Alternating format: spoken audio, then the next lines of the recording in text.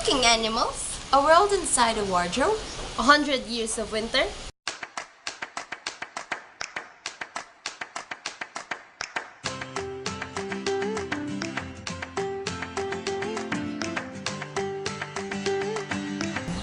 Today, we are going to explore the world of Narnia in the children's literature, The Lion, the Witch, and the Wardrobe by C.S. Lewis, which has also been a blockbuster movie in 2005.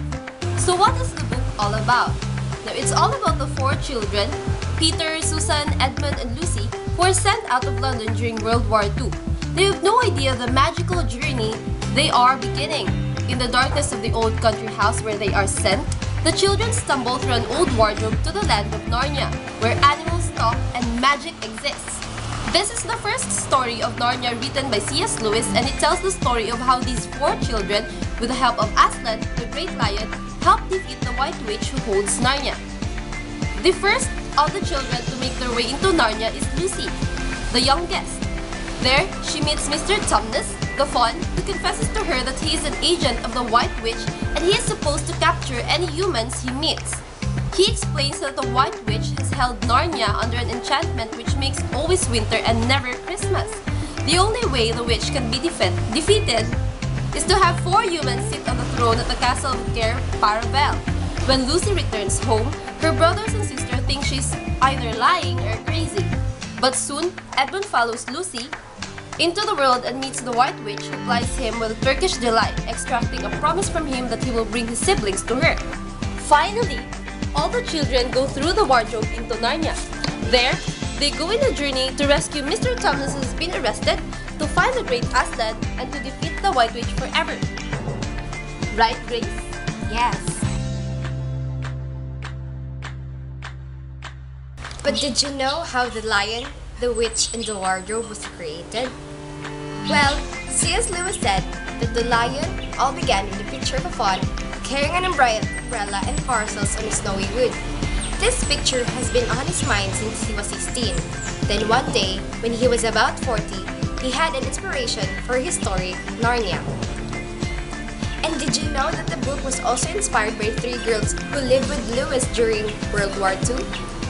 Well, in 1939, three girls named Margaret, Mary, and Catherine were evacuated from London because of unanticipated bombings and sent to live with Lewis in the countryside for a short time. This situation seems to be the inspiration of the four children, Susan, Peter, Edmund, and Lucy, being sent to the country to live with an old professor in the book. Did you know that the character of Lucy, the youngest of the Pevensies, is based on a real person? Well, this person is C.S. Lewis' goddaughter, Lucy Barfield, daughter of Owen Barfield. She was 4 when he started the novel and 14 when he published it.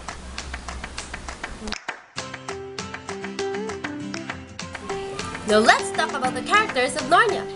There are many characters of Narnia, such as Mr. Tumnus, Professor Kirk, Mr. and Mrs. Beaver, the dwarf, etc. and etc. But let us focus on the major characters of the story. First, Aslan, the king and god of Narnia. The noble lion sacrifices his life so that the witch will spare Edmund. After being resurrected the next morning, Aslan rises and defeats the White Witch once and for all. He is also said as the god figure in the novel. The White Witch. This evil queen of Narnia places a spell on the land so that it is winter and never Christmas. The witch is the emperor's hangman, as Mr. Beaver says, and she has the right to kill any Narnian traitor. She wields a wand that turns creatures and people to stone. The wand also produces the Turkish delight that enslaves Edmund and makes him greedy. The witch kills Aslan, and it is only after he rises from the dead that he defeats her. She calls herself Queen of Narnia, though she has no right to be queen at all. And all the fawns and giants and naians and dwarfs and animals, at least all the good ones, simply hate her. Peter Pevensey. Peter is the oldest of the Pevensey children, one of the four children who discovered Narnia, and he is noble and courageous. He matures into a young man during his first few days in Narnia. He immediately proves himself after protecting Susan from a ferocious wolf. Aslan knights him and eventually crowns him the High King of Narnia. During his reign, He is known as King Peter the Magnificent. Now, Susan Pevensey is the second oldest of the Pevensey children. Susan is the beauty among the Pevenseys. She is sweet and kind and perhaps a little bland. Santa Claus gives her a horn to blow if she ever finds herself in a dangerous situation. When she becomes queen at Cali Paravel, she is known as Queen Susan the Gentle. Edmund Pevensey is the third oldest Pevensey child. Edmund is the prad for most of The Lion, the Witch, and the Wardrobe. Edmund is spiteful and mean and likes to tease his sister Lucy. His greed for the enchanted Turkish delight leads him to act as a traitor against his siblings. Edmund joins forces with the White Witch, but eventually sees the error of his ways and returns to the good side. Now, Lucy Pevensey is the youngest Pevensey. She is cheerful, kind, and brave. This curious, happy-go-lucky girl is the first of the children to venture into Narnia. Later, she urges her siblings to search for her friend Tumnus when they find that the fawn's home is ransacked. In the beginning, she is the protagonist, although Aslan fills the role later in the novel. We view much of the action though her optimistic eyes as a foil to the skeptical eyes of Edmund. Santa Claus gives Lucy a cordial, which she uses to heal the wounded following the battle with the witches' troops. She is known as Queen Lucy the Valiant.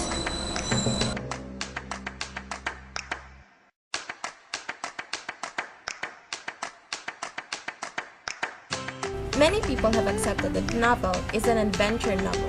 However, it is more than that. The Lion, the Witch, and the Wardrobe is actually an allegorical tale. It is a symbolic work in which the characters and events represent something more deep and often spiritual. For example, Aslan is an allegory of Christ, and the witch is somehow an allegory of Satan. If so, we are going to interpret things for what they represent. Let's begin with the wardrobe. As Lucy enters the wardrobe, she sees a lamppost that marks the boundary of Narnia from the human world. This means that Narnia is a spiritual place, a place where those that are spiritual conscious can only conceive and believe. When the Pevenseys meet the Beavers and knew about Aslan, Peter, Susan, and Lucy was somehow captivated with the name, while Edmund was horrified. He gets out of the Beaver's house and goes to the witch's castle. We can assume that this event is similar to the event when Judas betrayed Jesus, but later on we found out that every traitor belongs to the White Witch, so we can then conclude that Edmund represents the sinful side of every humans. Later on, the Pevensey children learned that Narnia was under 100 years of winter and never Christmas. This represents the time before Christ was born, thus without Christmas. Few pages ahead, Edmund was recovered from the witch's hand. This signifies the divine intervention that God does for every human. But then, the White Witch came along reminding that every traitor belonged to her. This simply states that God and sin does not mix at all. So Aslan, in secret agreement with the witch, sacrifices himself for Edmund, just like how God sent Christ to be sacrificed for what he did. Now, the awful process of going to the stone table was like the awful process of getting nailed to the cross. Christ was tortured and humiliated first before he was nailed. Likewise, Aslan was bound and shaved, and like Christ, he was risen from the dead. Then, with Susan and Lucy on his back, they went to the witch's castle and Aslan breathed on the creatures that was turned into stone. And in the end, Aslan forces one, just like how good prevails over evil, life over death, and Christ over Satan. What was noteworthy during all of this was Edmund's transformation. His character proves that human effort is as important as divine intervention. Yes, he did make a mistake, and like every one of us did, he was saved by Aslan. However, everything would be nothing if Edmund would have not stayed and helped fight the White Witch. When he decided that he would fight alongside his brother, he was declaring that he is now with the good side.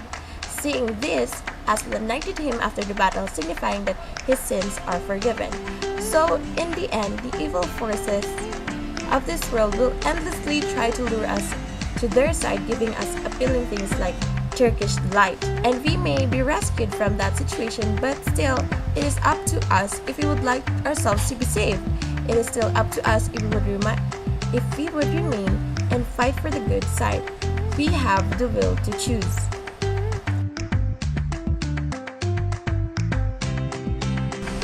So, can this novel be considered as a piece of literature that belonged to the modern movement?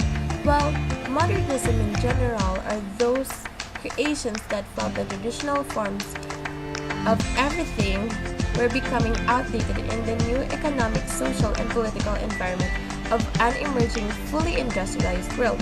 So yes, we can say that The Lion, the Witch, and the Wardrobe by C.S. Lewis is a modern literature, for it is a modern take on the story of Jesus Christ.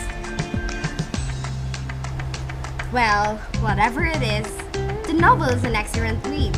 We recommend it to the young and even to the young at heart. Till then, bye! Bye!